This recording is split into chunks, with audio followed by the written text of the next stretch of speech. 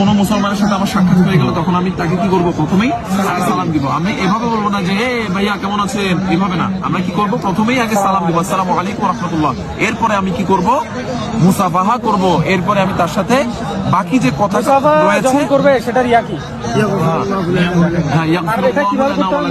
মুসাফাহাটা ঠিক এইভাবে করা উত্তম।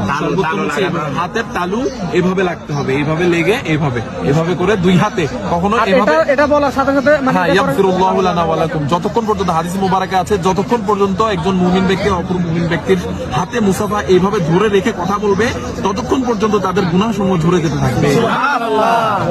দিনে যতবার সাক্ষাৎ হয়, এক রুম থেকে অন্য রুমে বারবার আসা যাওয়া করার সময় সেখানে উপস্থিত মুসলমানদেরকে সালাম করাও সওয়াবের কাজ।